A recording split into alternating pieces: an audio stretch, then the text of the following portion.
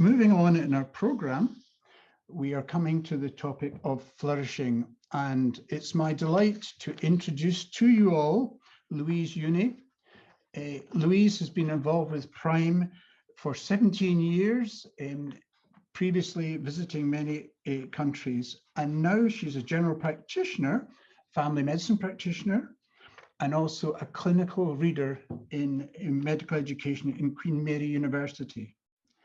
Her research interests are quite fascinating, and I look forward to hearing more about humanizing medicine, medical education, and flourishing. So can I hand over to Louise? Help us to flourish, Louise. I'll try, but just to start off with, let me see, I have to say that I have really struggled to pull this together. I've actually presented lots of times on flourishing in the last year, you know, even to like the professionalism leads across medical schools. But for some reason, this is the hardest one. I spent such a long time trying to, and up to late last night, and still not quite. I don't know why, but I think it's because there's something, I don't often have the chance to articulate it at a deeper level to a Christian audience. And so new stuff is kind of emerging as I'm trying to process it. And so this is still a work in progress. And I'm really, I'm really looking forward to hearing from you guys. And if people have ideas and thoughts and stuff to help build that picture afterwards, I'd be so delighted to hear. But I have to say, it's sort of one or even later last night, I kind of had these visions of when I was my worst presentation that I did for Prime, and it was one of the early days with John Gita in Poland, and for some reason it was when I was studying for my, I can't remember, I think it was for my master's, and I thought I'd do a presentation on postmodernism. I don't know what planet I was on, but that was not it wasn't great. So I sort of had a bit of a deja vu there. But anyway, let me, I'm just going to share a few slides, and we'll have an opportunity for some small group creative exercise and then some thinking at the end about how we might use some of this stuff. So let me share my screen. So, and what it says on the packet, I was going to talk about, you know, what is flourishing, why now, and how some of my issues with the concept of resilience, think about the human dimension and self-compassion. So some of that sort of stuff. And just to give a background of what I've been doing, it's the last, I think since 2018 or 19, I've had various funding bids. So I've put together a website that's, this is just a picture of the website, which includes its creative inquiry in human flourishing. I've written some articles for the Journal of Holistic Healthcare. It seems to be I don't know, it seems to be more conducive. I've struggled to get stuff into the mainline journals, but I actually haven't tried that hard yet. So I need to kind of get writing. But anyway, so I've done a bit of writing. I've run a couple of symposia, and this is from this year.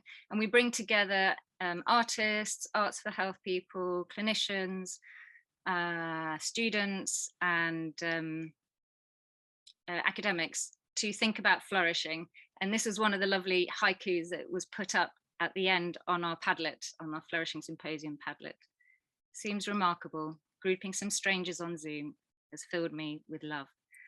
And this is another image that was popped up on the Padlet, and I really love this one as well. Let us work together to make this a beautiful, safe place. So this is work that I really love and get excited by. And here, just the thing that excites me the most really is what our students say, because they are the next generation. And so here's one of our students after introducing the concept this last academic year. It's easy to forget that to flourish doesn't mean to be perfect. We just need to be at peace with who we've become, where we are, and how our hardships have molded and helped us to grow. So that was a student on a 2-week student selected component in creative inquiry, but where I specifically have shared some of my writing and talked about flourishing with them. So, and just to go to the biblical kind of basis, I think just the sort of, in a way, it's also simple in God's kingdom, perhaps, I don't know, but the sort of, if we pare everything back, and I can't normally do this in my academic work, but my understanding is that as a human being, we're all a bit broken. And we're outside of the Garden of Eden, cut off somewhat from God, And, you know, we've got the archetypal flourishing tree in Eden in Genesis. We've got the flourishing tree and the leaves for the healing of the nation in Revelations. And we're sort of in this in-between bit where we can flourish, and what it sort of things that it says in the Bible that we flourish when we tap into. So we can be like a flourishing tree, but what it says before the tree planted by streams of water, it's the one who is connecting with God, who's listening with God, who's meditating on his law, that might flourish. Or here, be like a tree planted by water, does not fear when the heat comes. So there's no sort of sense of there not being heat or there not being a drought, but actually that deep connection, our roots deep, we can connect into Eden, if you like. We connect into a God who's loving. So in my mind, to flourish is quite simply to connect with God who is love, and to connect with love and compassion with ourselves and with others in our kind of out of sorts, out of Eden state. As I said, I don't normally articulate that, but that's the deeper stuff that is underpinning the flourishing work that I'm doing at the minute with medical students in academia. So an overview of what I thought we might do today is we'll start with a mentee in a second. I'll do a few more flourishing thoughts and give some of the student voice of what they say. We'll have opportunity for a creative inquiry moment and another exercise and a bit of mentee together thoughts, and then we'll do some Q&A and applications. That's my hope. We'll see how it pans out. So I'm just going to stop sharing and pop a mentee link into the chat. I'm hoping that, is everyone happy with using mentee and clicking on a link here? If you struggle with it, you could just put your word in the chat, but it's basically asking to give one word of what flourishing means to you, but you get a few shots. I think you can do it 3 times. And I will share screen and we'll see the word cloud grow. For people whose English is not your first language, I'm sorry that this is so sort of language based, but my hope is perhaps that in seeing what other people put, it might, even seeing it grow from across our group, it might give a greater sense of what the word means, can mean to us. So I'm going to find that mentee to share.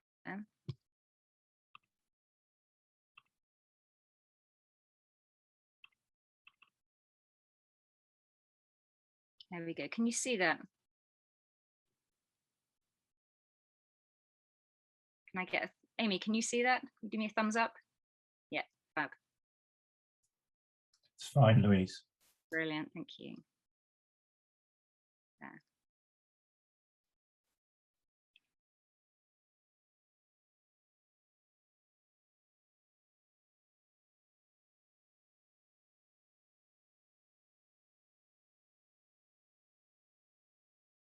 That's great.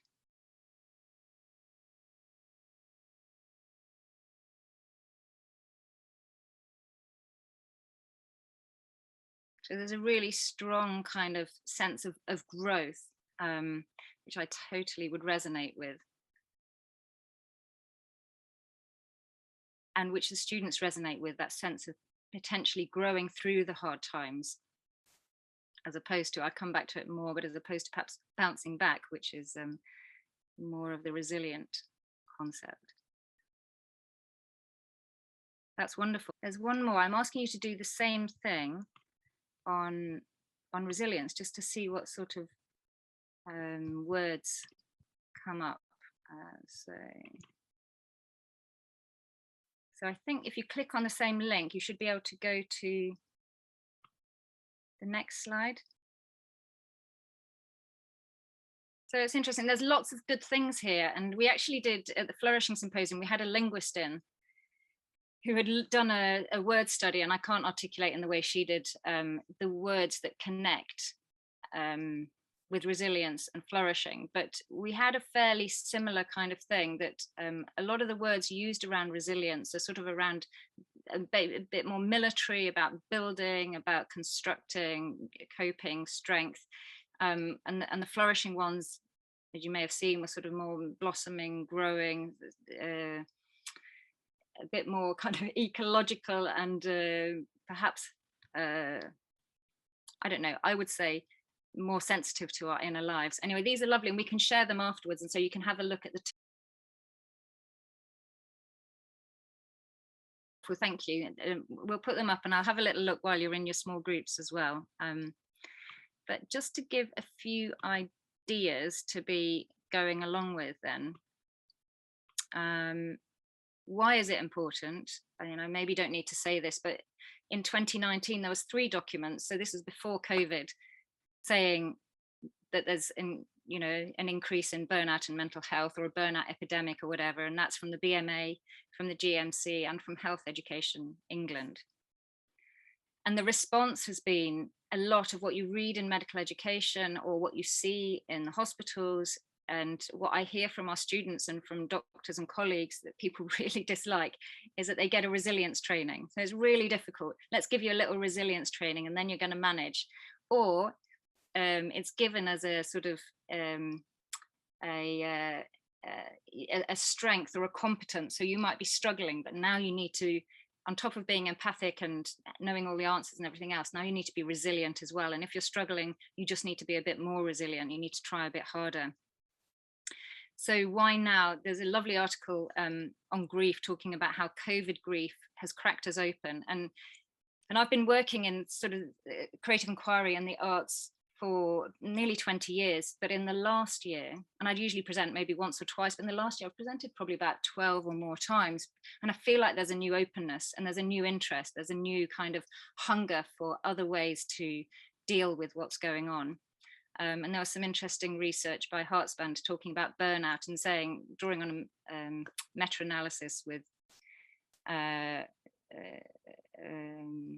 1,500 doctors, essentially saying that a lot of the methods that are being used in hospitals, like look to hobbies or increase exercise or the well-being of doing something else, is not really working. And their point is something around how our values are not connected with the system.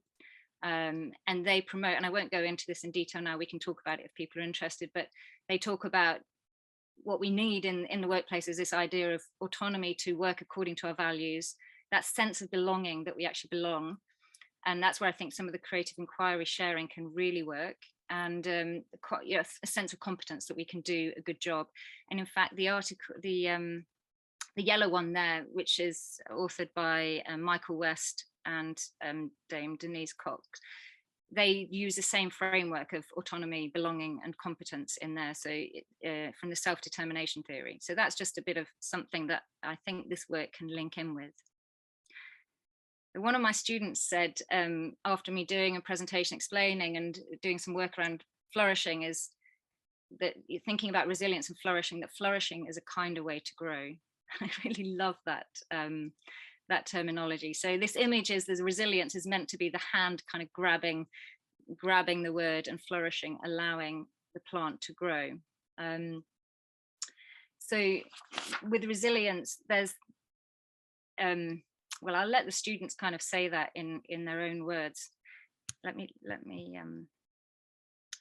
but for flourishing, when I started trying to conceptualize it, I was kind of looking at what's out there in the literature, and there's very little out there in the literature. But Aristotle's concept of eudaimonia gets quite close, actually. And this image is quite a useful one. They're talking about hedonia and eudaimonia in the workplace, so the feel good or feel purpose. And if you just maximize feeling good, but you're not doing anything around that's purposeful, you end up with this kind of sweet life, superficial, whatever. If you're just doing this purposeful stuff, they're suggesting it becomes a bit dry. But there's something about needing the two working together. But eudaimonia has been written about quite a lot, and more recently people talk about it being translated, rather than happiness, into concept flourishing. And they describe that as things like meaning making, authenticity, growth.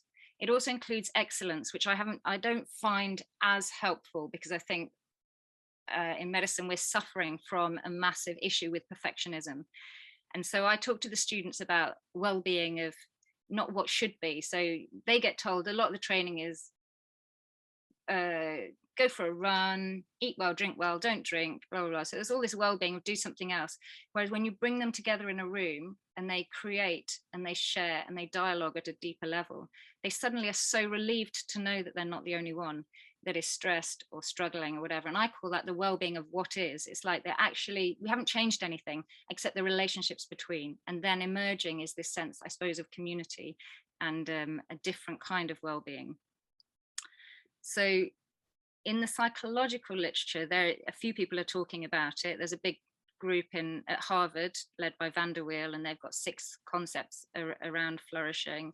Seligman from the positive psychology group have got this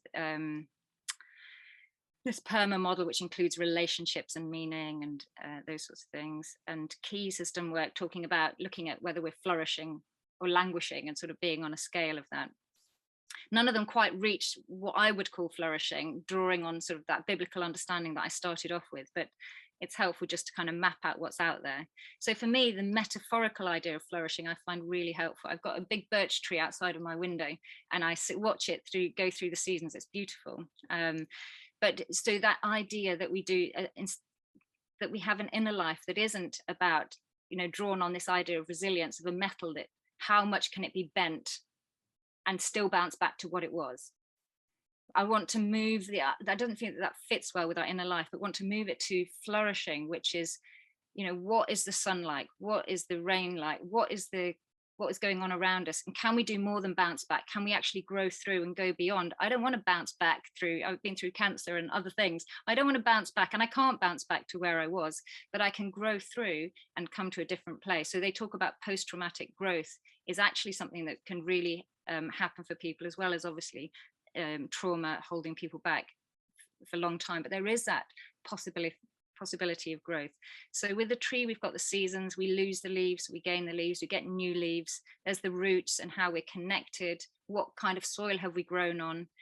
I guess one of my other issues with resilience is if you've had a wonderful plummy life and everything's gone well for you, you can probably tick all those boxes. That I was just looking at this resilience questionnaire from that the UCL students had been given. I went and did a session on flourishing, but they'd had this resilience questionnaire in the morning. I can deal with whatever comes my way. I can achieve my goals, even if there are obstacles. If everything's been good for you, you may be able to tick all those boxes, but actually someone who's come through a really hard time may well be the stronger one. That actually, for me, when I was really poorly, just making it to the doctor's surgery dressed and, when I was my most vulnerable was a massive achievement. So there's something about resilience that can be very independent and kind of, I'm strong and I'm doing well. And the flourishing just helps us to look beyond to the community and a bit of a broader picture. So just a couple of things before we go into an exercise. This is some of the stuff that the students have said. So this image here, this is from our creative arts student selected component, is a picture about the hands and the words that people kind of put on us and the things that we feel like we need to achieve. They're sort of controlling us with those strings, and the faces that we need to hold up to the outside world to look like we're all in control and we've got it, that sort of metaphorical fig leaves or whatever. But she also has the hand underneath and this ball of string that's much softer hand, and that's that we have, listening to our heart, and we can listen to our heart or listen to love. She really connected with that idea that there's a different voice that we can listen to that isn't these hard controlling voices. And she writes in her piece, and for her it was like a whole kind of revelation that we can be compassionate. And she talks about taking up crocheting again and doing the things that she loved, which she stopped doing as a first-year medical student. And she writes, it's okay to not be the best. It's okay to not live up to every expectation. It's okay to take things slow, take a breather. It's okay to make mistakes and learn from them. It's okay to put your mental health first. This makes my heart sing. Another student, I don't have to bounce back from every hard experience like I had permanent springs under my shoes. They're not permanent and they get rusty easily. The journey towards flourishing allows me to take painful experiences with me, explore them through creative inquiry, and accept them as part of me rather than as flaws I would like to exclude from my life.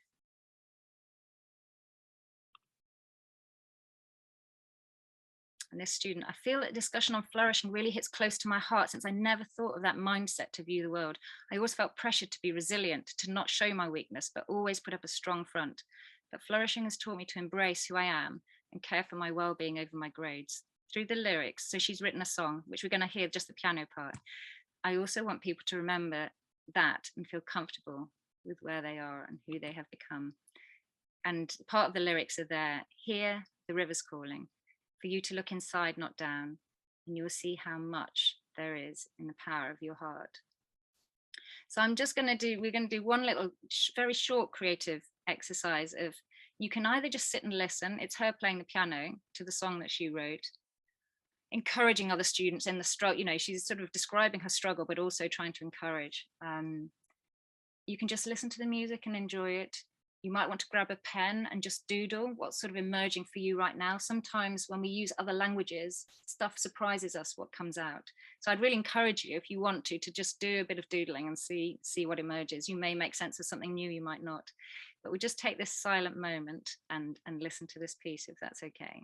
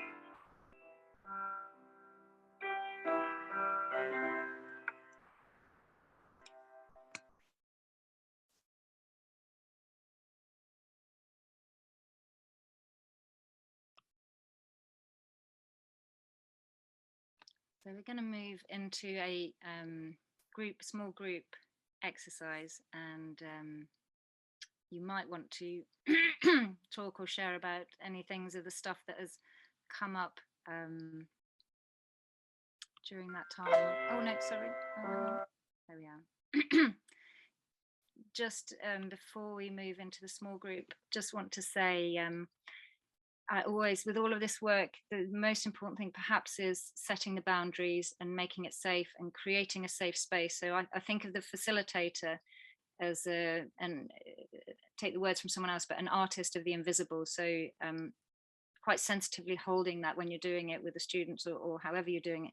But the most important thing is I'm going to invite you to choose a card, or even bring something meaningful other than that, if you want to, that's on your desk or whatever, that connects with your lived experience as an educator. But please, when we share back in the group, if we don't say what someone else shared, only what you've shared, yeah, so that people can speak for themselves, because sometimes what they share in the small groups they don't want shared in the big group. We can certainly invite someone to if we think they've got something really wonderful to say, but if we let people say that, and also to manage our own boundaries. And if you pick something that's too personal to talk about in the small group, you suddenly realize that's fine, you can just talk about the process, or you don't have to share anything that you don't want to share. So don't feel any pressure, because sometimes things sneak out. And it's not uncommon when I've done it in the flesh to find a group of people within about 5 minutes kind of shedding tears together. I think it's less so in the virtual environment. We're a bit more distanced. We don't quite connect in the same way perhaps, but just as a warning really.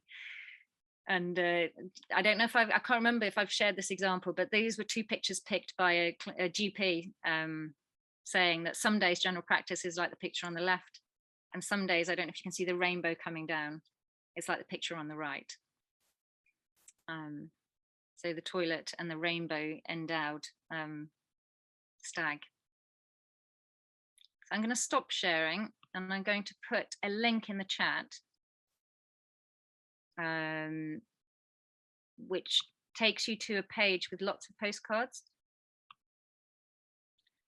So if you would like to choose a postcard that either stands out to you, or that resonates with you as a clinician, and if that's not resonating for you, please feel free to just take something off your desk that sort of really speaks to you. It's just about sharing something meaningful with each other. And I've just seen the time, sorry everybody. Let's have our small group breakout, and I'm going to give you 10 minutes for that. And yeah.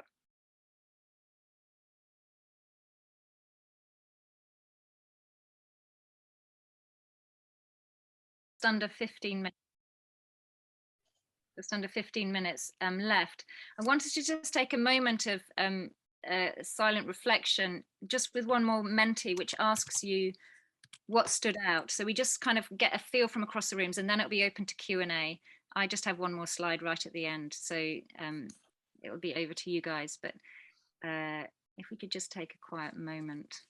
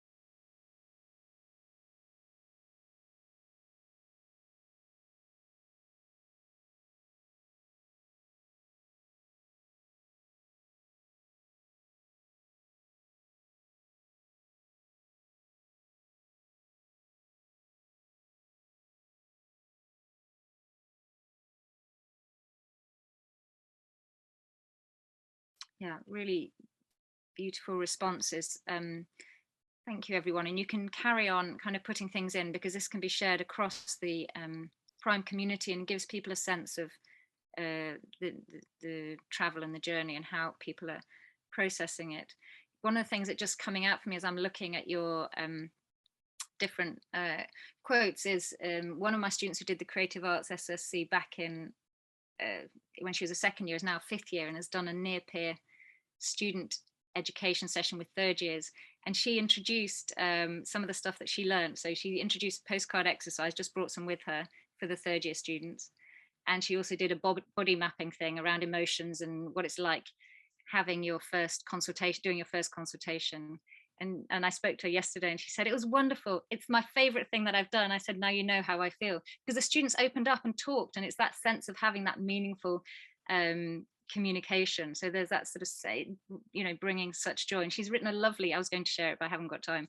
She wrote a lovely teaching plan that she used for doing this creative inquiry session with third year students. I'm going to stop sharing. As I said, we can look at those afterwards, and I will do so too. But I want to give it open to the floor now of any questions, thoughts, comments. You can put them in the chat or put your hand up. And I think someone's manning both of those for me. Thank you, Louise, for a wonderful, mind-stretching, spiritual, and really helpful psychologically presentation. Thank you, Louise. That's wonderful. We've got a few minutes now before the break. What I plan to do is ask the chat controller to come on.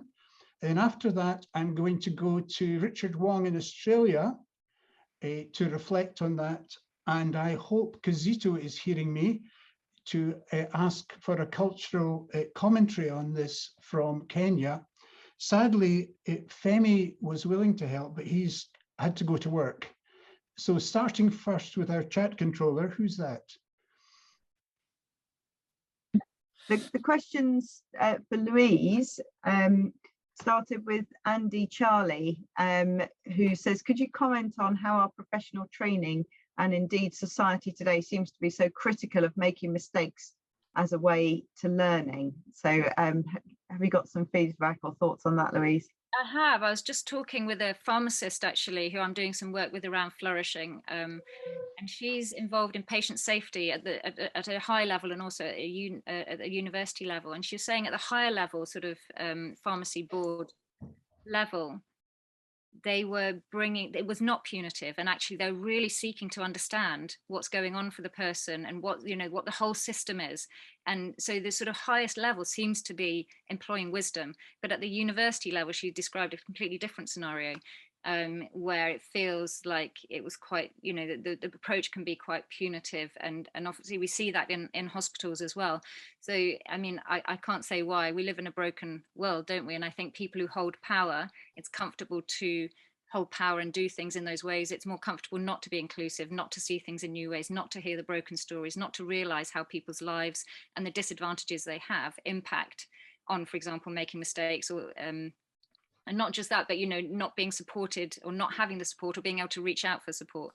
So I think there's a lot of work to be done. And I guess there's something about one of the concepts I was going to share about was around vulnerable leadership, and actually those in power choosing to humble themselves and to hear those stories and to but that is, you know, costly, and without Jesus may not be. I mean, I know people do without Jesus, but you know, it's a costly thing to do because it challenges everything that you're holding dear potentially, and your ego sense of being this powerful leader.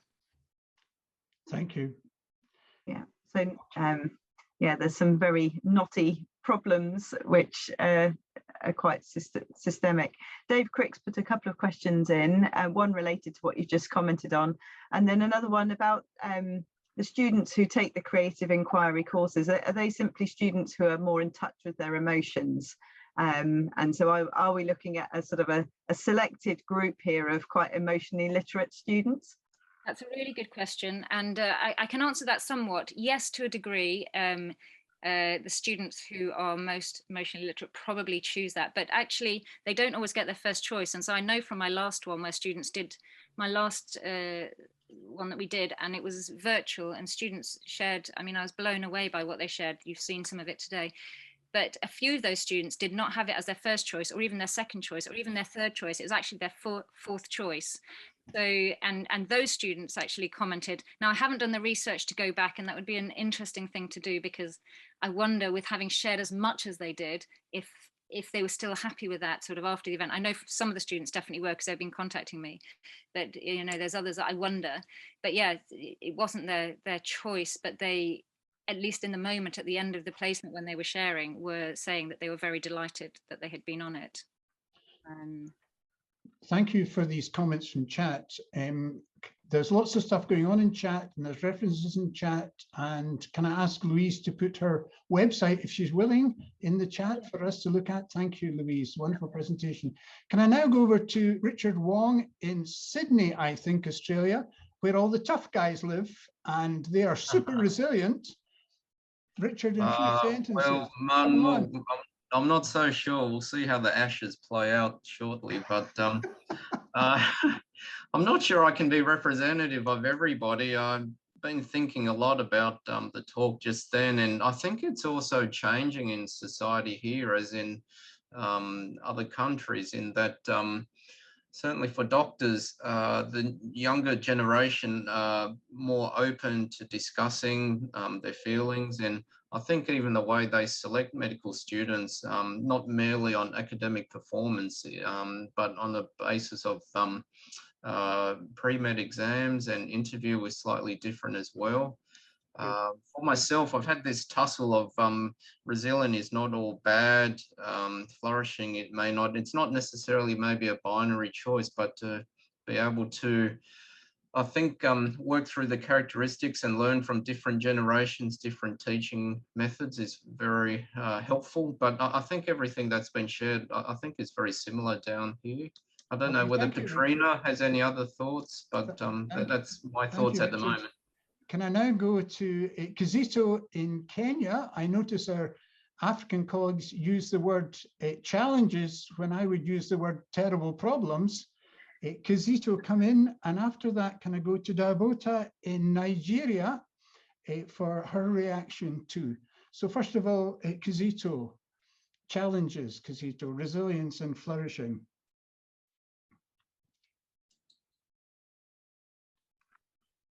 Thank you very much. So just make a comment on this, listening in just now off my head as I reflect on this. Resilience in our context means that somebody is able to withstand the myriad of pressures that come our way. The setting is that already you start from a disadvantaged position, whether you're just talking about basic needs. So for our students, for example, basic needs of shelter, of food, already that is a challenge for them. So even when they're trying to come to class to keep pace with the rigor of study, and medical students in this sense, that already is enough to confront. Then come on the challenges of the rest of the infrastructure. So then for us, it's like others have gone through this before. So it's not unique to you. There are other people ahead of you, like scripture teachers. So for us, then we are able to withstand that. Then the upbringing is that science is better than the arts. So the people who fail to the arts, the people who are good to the sciences. But in our current setting, we're encouraging people to integrate that. So music, art, whatever there is being embraced more and more because there is a role that it plays. But the students in primary school, in high school, generally they are taught to be very good in the sciences. So that's our context. And then the gender elements. So the men are taught not to cry, not to complain. They are taught they must provide everything at home. The women, some are taught to, depending on how they're raised up, to participate, others not so much. So then the context later on in income disparities creates a power distance. and it eats out at the different genders differently. So it plays out in the churches, in the workplace. And so for our students as well, the medical students, so the girls perform well, the boys are lagging behind. And so your role as an educator is to just encourage them that, yes, that's fine. Yes, life is like that. They can make it irrespective of what they're going through now, irrespective of their backgrounds at home. Yeah. So social support systems are such that people rally around you to help you. So when you're challenged, you're unwell, people come to support you. Great. That helps us. When you are sick, people come visiting. When you are bereaved, people come fundraising. Yeah, great. So these challenges are there. People come to offload some of them. They'll come to spend, they'll pop at your door and just come, hi, I've come to see you, and they spend over. So thank you. We have things that help us. Thank you, Kizito. I'm sorry we've got such a short time for your instant response, but I think it's important. We are Prime International. We do need to understand how this it flourishes or not flourish in another culture and country. And finally, over to Dabota, who is on audio, I think, from Nigeria, and then we'll move into the break. Dabota, are you willing to respond to this? So please, can you take the question again? I didn't get you. Can you repeat the question? The question really is that Louise has made a wonderful presentation about flourishing and resilience, and how resilience is a sort of blame culture. And Louise has been working in London. I think we're all sensitive to it. There are other cultures in the world that we need to know about. We've heard from Australia, we've heard from Kenya. I invite you to make just a few sentences from Nigeria, if you're willing. Yes, I'm willing. The blame culture is there, but if someone makes a mistake most time, because of medical ethics and depending on how the mistake is, especially if there's loss of life, it tends to be covered. But within us doctors, it will be highlighted and the person called and the person will be asked. And sometimes if it's in a hospital, a panel may be set to investigate the matter and to be sure that such mistake does not happen. And we have continuous medical education that is also a requirement for renewal of license. Most times, whatever caused that mistake will be highlighted during the continuous medical education so that others will learn also about it, not just blaming the person on this happened or that happened, but what's the learning points? What do we need to learn from it so that it doesn't repeat itself? Because sometimes there's also the possibility that someone else made a mistake, but nobody knew about it. It was covered up. So I think it's more of learning about the mistakes and not capitalizing on it. But even from learning about it doesn't mean that everyone should just behave anyhow. We should always be guided by the ethics of our profession. Thank you very much. Thank you very much from these different countries. There is a lot more to say, and it looks like this very topic of understanding flourishing in other cultures could be for a future Prime conference.